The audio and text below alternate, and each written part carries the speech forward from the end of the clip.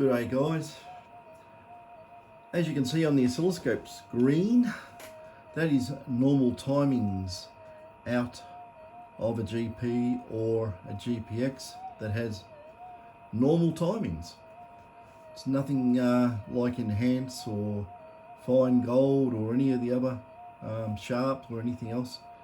Basically what it is, in the middle of the screen, that is 0 volts, and if you look at it very carefully, if I went and magnified it up, that's actually when the receiver is on. As you can see from left to right, you have a long listening window, and then a short, and a short, and then you got a power supply cranks up there. But you can see the top ones there, that's where the power supply is cranking up for the transmit.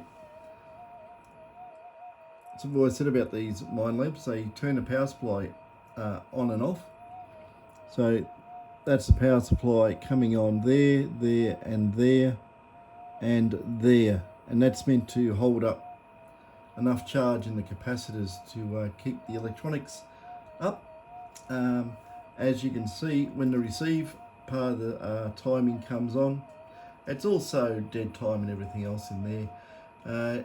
There's no power supply noise, otherwise you would have all that stuff at the top there all over the bottom, but a continuous line of all sorts of horrible switch mode noise, and the detector will go off its cruet.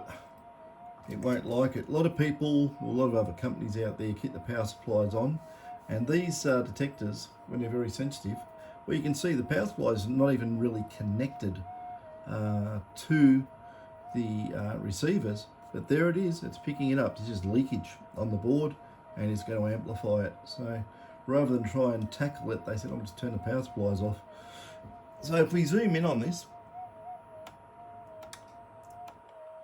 okay, where are we? We're at 5 millivolts, and I'm directly on the output of one of the amplifiers, and you can see it wobbling around there. That's 50 hertz.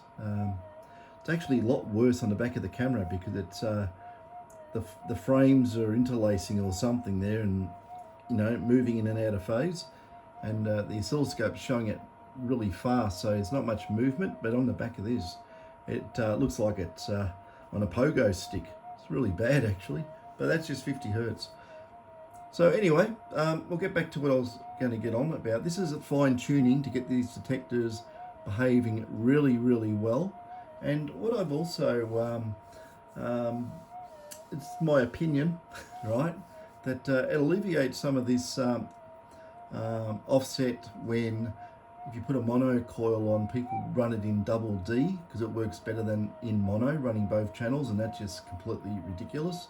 You should have a near 3 decibel improvement, but everyone tells me it's not the case, and that's people who did some testing for a particular company as well in the early days, not saying any names. Anyway, I'm going to show you something here.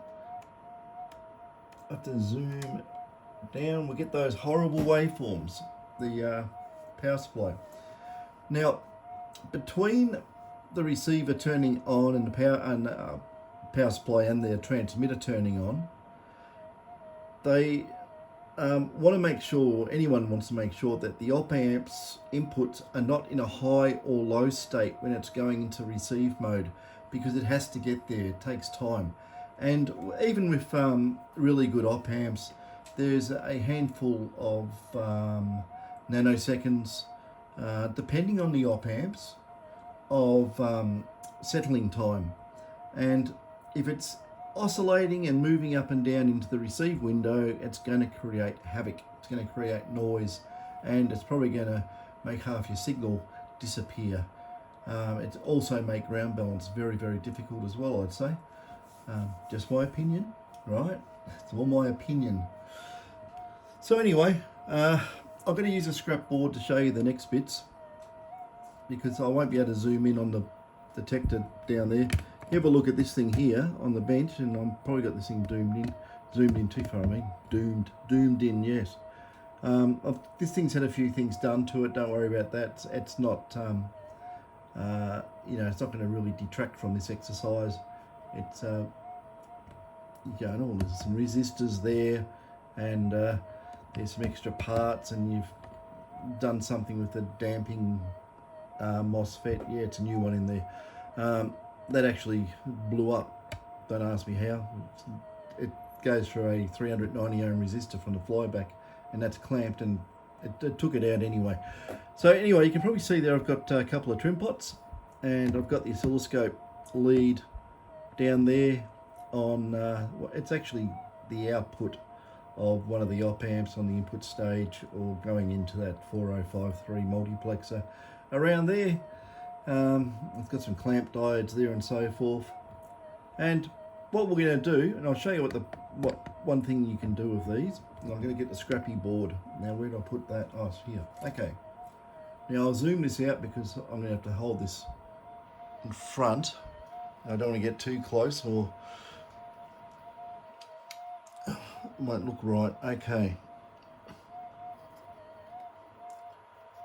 I'm going to get this around the right way. And you can see, you will be able to see in a minute. Okay. Can you see there? There's two little dots just there at the end of the screwdriver. And there is two little dots. Normally what's there, and it's been taken out because a very, very small 0402 or something around that size. I don't use those, they're too damn finicky. What normally lives here is a 1K resistor, and what lives wherever it is, look there. Yeah, if I hold it in the light funny, it just looks strange when I'm trying to look at it without having it magnified. There's another 1K resistor normally there, surface mount resistors there and there. And on this side of the board, I don't even know if the bits are still here. No, this is the board that someone attacked anyway. But normally there, those 4 points there, I'm pretty sure it's there. Just make sure, because I'm just looking at the patterns for the devices. I should really look at a real board with everything, though, to get my bearings properly.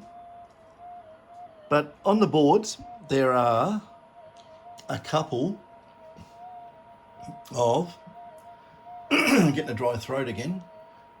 Got the fan going and closed up in the room. For some reason, it's quite warm and humid here. Don't know why I'm getting a dry throat, but yeah, that's happening. Anyway, on those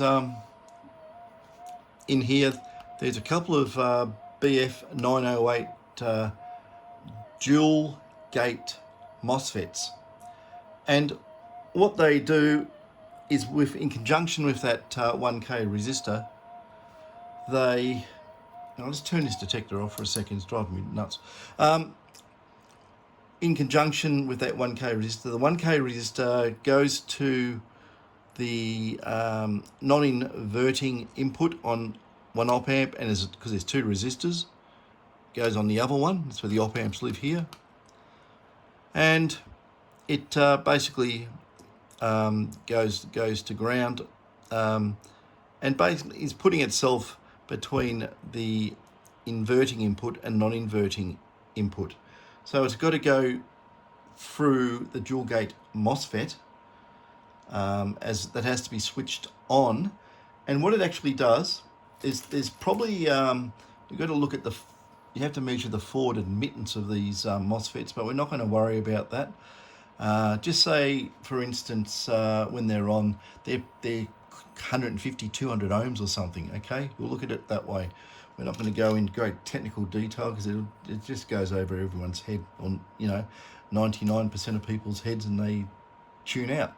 So yeah, just treat it like a switched resistor. We'll just say it's a high isolation switch. That's basically what it is. And yeah, I'm not going to get into the nitty-gritties of Miller effect and everything and why they do a dual gate, not a single gate. But believe me, it's a way to do it. They do it well. And when you saw the power supply really high, sitting there really high, On this board here, those power supplies were at different levels, and I'll show you what I've done to fix that. So I'll turn this back on and I'll zoom in on the screen, and you can watch. I've taken the resistors out and I've put in a trim pot here and here. I think they're 20k. It's not important. In the GP series detectors, there's no resistor. That BF 908 is connected across non-inverting and inverting inputs on the op amp. There is no resistor. I don't think there is. Because the boards are covered up in white paint. It's very, very difficult. I've never gone really looking for it. But I've done it on the GPX. But it's the same system. Okay.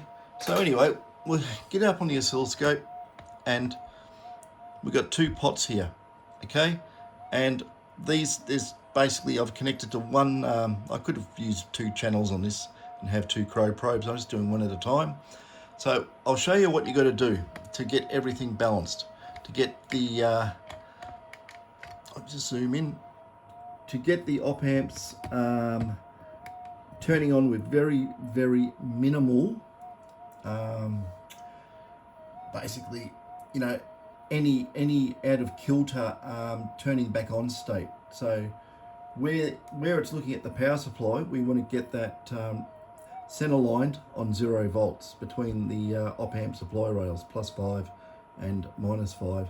So what we'll do, if you can see on the, I'm zooming in right in, you can see all that squiggly business there.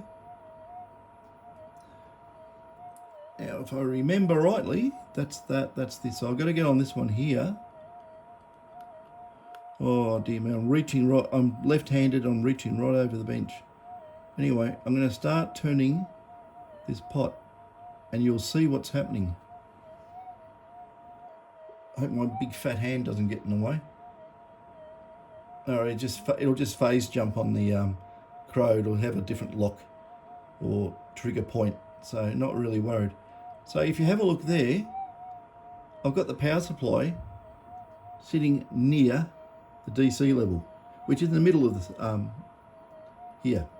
So if I flick this into ground, that's DC, that's 0 volts sitting there right in the middle. Lucky we've got resistors in our crow probes, I probably would have blown it up otherwise. So we've got that there. Now I'm just going to zoom in on the voltage scale a little bit more. And you can see the power supply. It turns on, and as it, you know, gets into the op amp circuitry there, it was really up high before. It was really high. Now I'm trying to get it at the midpoint, right? So I've looked at this at two ways. Because we have different time constants with all the switching, we've got the power supply coming on 3 times, 1, 2, 3, for short periods of time. And then we've got the power supply coming on again through this time window here, and it's coming on for a longer period of time. Now that does upset the center point a little bit because of the time constants, and I'll show you what I mean. Now I'm in two minds about this. What's more important, to get the 3 small ones balanced, you know, get it so there is no recovery time or low recovery time for the op amps, or should I worry about the big long one? I think I would worry more about the little ones, because there's 3 of them and they're going bang, bang, bang, right? And the big long one there, well, you know, it'll sort itself out probably a bit better, just as it's just one off. But anyway, we'll see what happens. See, now watch that. When I've zoomed in, I'm just touching that very slightly, and we're all over the shop there. So we get this here. I should have shown you too that doing this absolutely increases the sensitivity, but anyway, and shuts up the detector as well, by the way, especially, I mean, in cancel mode it does. So what we'll do, we'll get it about there. We'll look at the we're 2 lines up on the top, about 1, 2. So you can see that the big one wants to go down further, right? I can adjust it so it's in the middle, but what I've actually done is I've adjusted so that the 3 small ones are in the middle. So I think that's probably the way to go. I'll just do the cursors here. So that's the end of the power supply there and there. So it's basically in the middle, and there's a little bit of downward overshoot on that long pulse, but you know, the long window there, it is longer. It's probably, it's you know, it's a greater sample of everything, so it'll probably average out. You know, so I'm not worried about that too much. It's probably much better to do the small, fast pulses. So that is in balance. Now I'll just I turn it off when I move things around now, because if you don't, and something drops and falls across something, even though there's white paint over everything, sometimes you can be unlucky. Let's get on the other takeoff point here, which I've put on. Okay, turning it back on. Oh, that wasn't centered there because it's the way the capacitors bleed off in these detectors, and you notice too that it's all gone wonky, but that's how we're going to adjust it, like so. And this is on the other trim pot, and that one's the far one. It's funny on these detectors, part of the circuit, you think everything runs like the left-hand side's all left-hand side and the right-hand side's all the right-hand side for each channel. It doesn't. It crosses over. Stuff with a, you know, the, say, the channel that handles the double D winding, it starts off on the left-hand side, ends up on the right-hand side. It just does that. I don't know why. You can ask the people who designed it, because I don't know. Anyway, what I'm doing here, I'm just adjusting this down.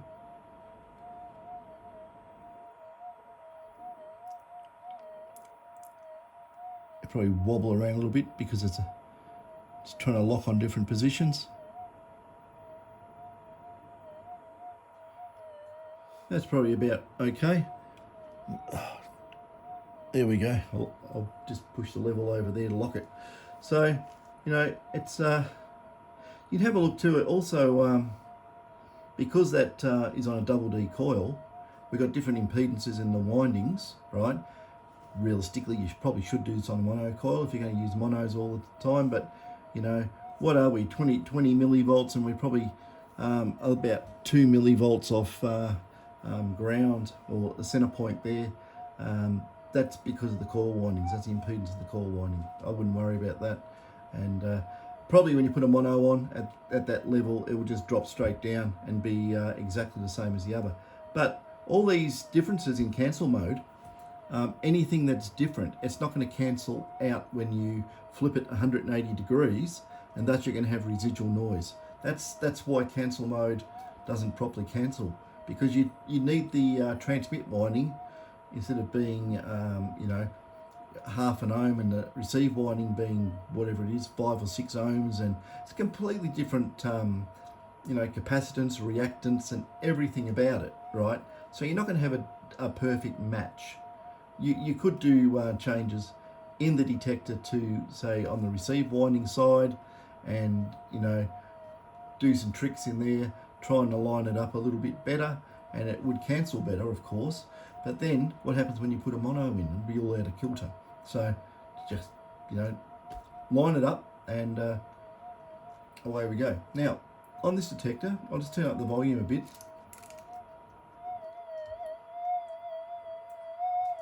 It's probably a little bit noisy because I've got some power supplies on and bench running and so forth. And also I've got a fan with squirrel cage motor in it, which is probably not the best thing to have near a detector. But that's what it is. Now, because I've done the resistors, you can't see it, I'm pointing at. Now I've adjusted those variable resistors, trim pots, potentiometers, whatever you want to call them. I'll turn that down again because it's going to get annoying.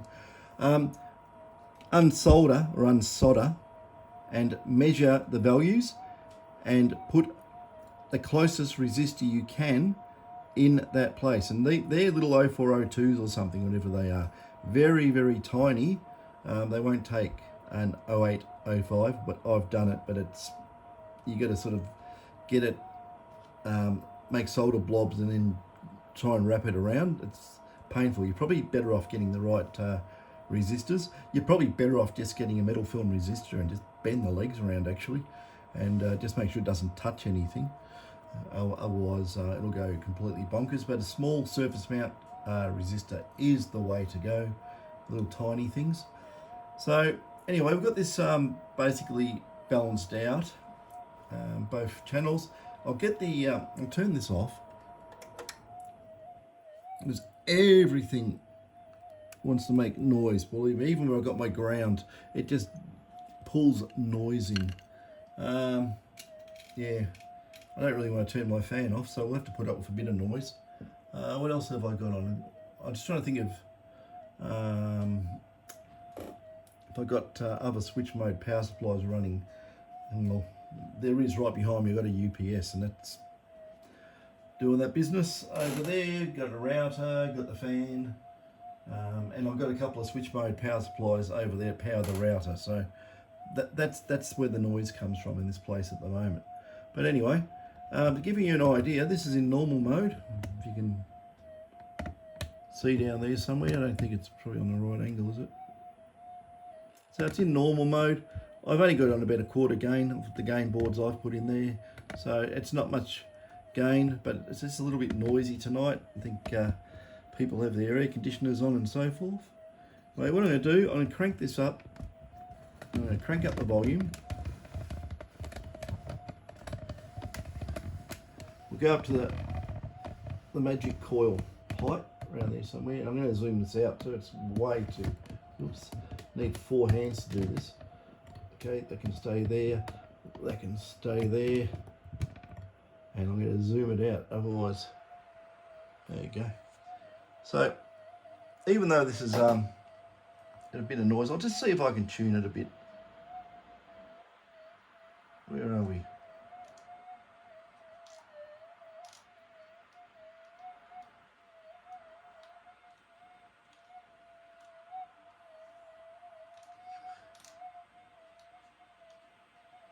Nah, the noise is wideband, it's all over the shop, so I can't do anything about the noise, it's everywhere. Okay, give you an idea, I'll just drop this out of cancel. I'll just drop it into double D, you can have a listen to how much noise I'm dealing with.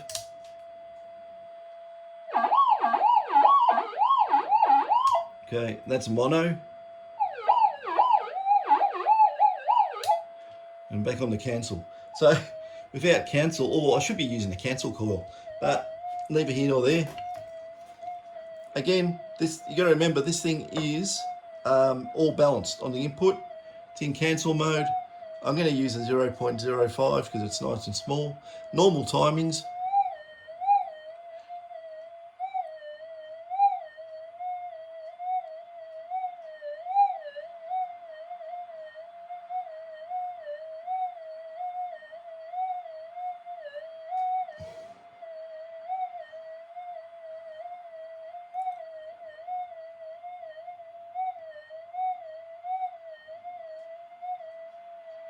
Like I say, it's normal timings. So it's doing a good job. Normally, you know, it's a near scrub the coil to get the 0.5. Normally you have to do this bizzo.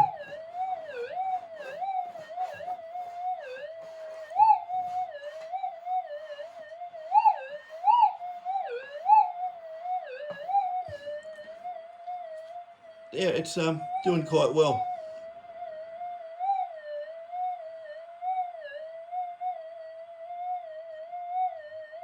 If I go into the other mode, just say for instance I went into, what's this got on it? No, let's put it in enhance mode.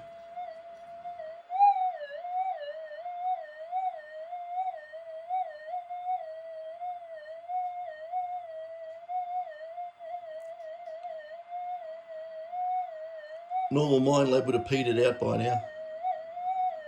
Still getting it, and we've still got a bucket of noise to contend with, so you know it's very difficult to get anything with that amount of noise coming through. So that's the power supply thing. Now there's another little trick what you can do to these detectors, and it's a do with the input of the op amps, and it's a balancing thing to do to make it. You can't really make it a differential input because it's single-ended, but it's a trick that I can do, and I'll just turn this. I'll just drop this back down actually. And get ready for the roller coaster ride. That goes there. There we go. I know if I loosen things off too quick, it goes haywire. Yeah. Oh dear me. So if I took the gain on this right, oh. So you know the gain's back. That's about minus 10 dB, and it's really quiet within reason. I mean, it's probably picking up the fan a little bit actually. If the fan's oscillating back and forth, and the noise peaks are when the fan is side on to the coil, which means the motor side on, where the windings are. So maybe that's it. But that's how you balance this up. And if I want to go and take those off, I can measure them. Don't get them turned around the wrong way. They should be pretty close to the same value each. The starting value on these detectors is always 1K, and if you do anything with the front end of the detector, you're gonna have to change those values anyway. But it's a good idea, just have a look, see if they're balanced. You know, like I say, you know, you could have two different parameters in two different BF908 MOSFETs. MOSFETs are all over the shop actually. In their specifications, they got a bit of a wander factor. They're temperature sensitive, and they have different rates of change per device. So you know you can go and look at all that. It's not that important, but just make sure you're starting values at about you know 20 degrees Celsius, or what's that? You know, maybe 68, 70 Fahrenheit or something like that. Just room temperature. You know, not extremes. Just do it all at room temperature, and it should all come good. Now, with the input stage, I'm going to have to. Well, what I'm going to do on this detector, I'll do it, and I'll make another video about it. It absolutely shuts these things up and gets rid of a lot of noise, and you watch the sensitivity come up too. But it's sort of it's sort of like a lot of people would not know about, and to actually do it properly, you need a transformer that'll work down to DC, right, or close enough. Well, you know, you really need a very wideband transformer, and as soon as you do that, you got signal losses, and you could put another op amp in front of that to drive it, but by doing that, you know, you're still amplifying the common mode noise and everything else, and you don't want to do that. So, you know, and you're just basically amplifying everything. Even differential noise, common mode noise, it's all going through, it's all getting amped up, and then you put it into a transformer. You know, a lot of the differential noise may be able to be cancelled out, but you know, you just bumped up the noise into the circuit. You're trying to, you know, cure the noise. So, but then again, using a transformer, you got losses. So there's a trick, and you got to remember these things are very low impedance, and to not interfere with that low impedance input stage or any of the low impedance parameters there, use high impedances and you do a balancing act. But I'll have to explain how to do that if you want to do it. And I'll just make sure I know I've done it before and I know it works, but I'm going to do it on this detector and just prove it works. So you had to listen to the background noise here. You know, at probably around about a quarter or maybe a little bit half on the gain. Could be somewhere quarter half. I wasn't too pedantic measuring it, but you know, that's where it sits. So anyway, it's a lot better, and I should have done it with it unbalanced and shown you the sensitivity. It's absolutely woeful, and get it all correct so everything's sort of happy, you know, in the middle range there. Yeah, it does work a lot better. You could look at it and say, well, maybe we should settle it the end of the pulse closer to the the receiver stage turning on.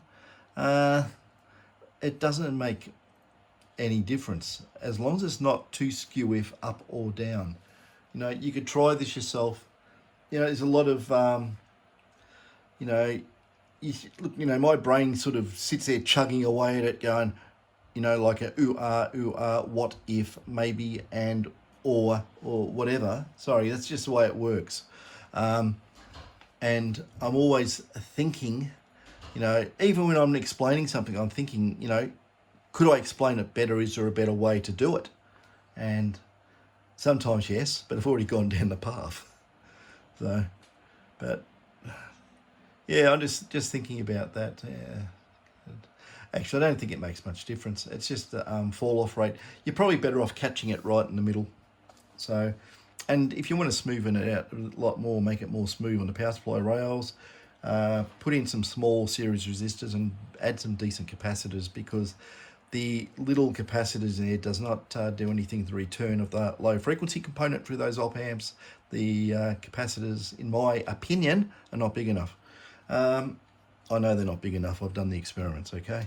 So there's a whole heap of stuff you can do to these and make them a bit better. You got to be careful because, if you put too much, low impedance of any nature, basically trying to short circuit it momentarily, these will blow up.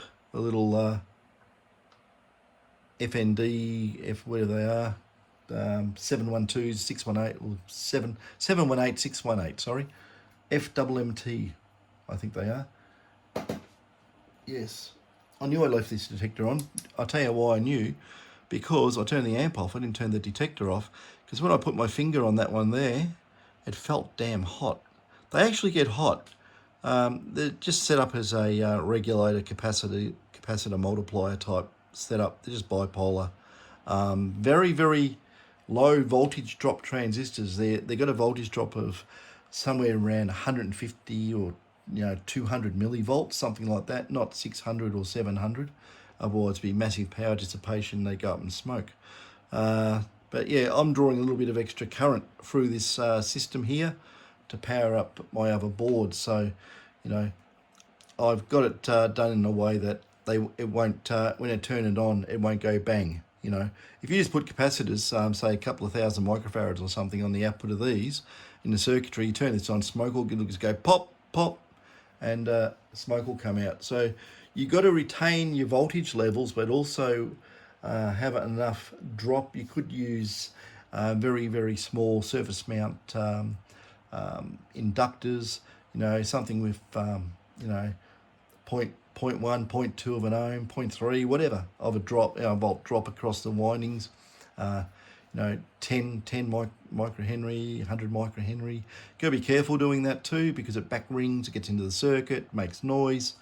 There's a lot of stuff you go, you think textbook, I'll just go and do this, I'll do that. No, it doesn't work. It will kick you, it'll bite you on the backside, as we have found out. So we've got to do our, all the stuff we do, we've got to do it our own way. Okay, there's a lot of curly stuff on these detectors, and everything can be improved. If this couldn't be improved, there would be no GPX 6000, there'd be no GPX 7000, because they're meant to be an improvement, aren't they? So if that's the case, yes, you can improve anything. You don't take a standard car off the car lot to the racetrack, do you? No, you upgrade it and you make it work better. That's what we do here. You make them work better. And what's better? Quieter, get the noise out, try and keep the thing as stable as you can, make it sensitive as you can get it without increasing the noise, get it going deep as possible without increasing the noise, and overall, stability is very important. and also make sure that the ground balancing circuitry is absolutely spot on, that it's not too wide, that a lot of things are going to fall in through those ground balance nulls or windows, we call them. And if you get a nugget in one of those windows, it won't detect it. That's why I use 2 channels. Probably get around that a little bit, but it's been proven on detectors. If we get certain size, we get 2 bits of brass plate, we slide them together, and when they get to a certain size, you go up to the coil and you do that, it doesn't even hear it. It's like completely nulled out. You move it a millimetre and it, bang, there's a signal again. So you can actually, what's the odds of that though? Getting a nugget of a particular size and shape that it's decaying much the same as the ground, or something that just basically gets cancelled out in the electronics, and you just walk over it. And then on another day you come back when the ground's changed temperature, and or it's a different coil, you're running different mode, and how did I miss that nugget? So yeah, it does pay to go over the ground with different settings. Don't just go over the ground. Like if you find a patch, don't go over it all in just one mode, one setting, and say, I've got everything, I've been over it. Because what will happen, this is no joke, you come back at night, all right, the ground's cooler, and you go over it again, you'll get more nuggets. And that's an absolute 100% honest truth. I've done that, and it's true. You'll get more or different amount of nuggets in winter or summer. And obviously you want cold ground and get all that noise out of the system. So in the middle of winter, you're going to be able to detect smaller targets and deeper targets. In summer, the ground heats up, and things go skew with a little bit, but also you could have a target you miss in winter because of that detection hole, and then everything's moved in summer, and you go over the same ground and it goes, whop, there it is. So it's a funny old game, the way it all works. Yeah, anyway, it's enough of a waffle on that. But yeah, I'll take these off, measure what the value is, and just bung in some fixed resistors. Close enough, near enough. There is 1Ks in there, so it's probably not going to move much from that. And if you want to trim your resistors, you just parallel higher values, and just if you use something like a 2K and a 1K, well, you're going to get down to 750 ohms. Stuff like that. You can do all that. You can piggyback them and trim it to exactly where you want. Yeah. Anyway, that's enough of that. Catch ya.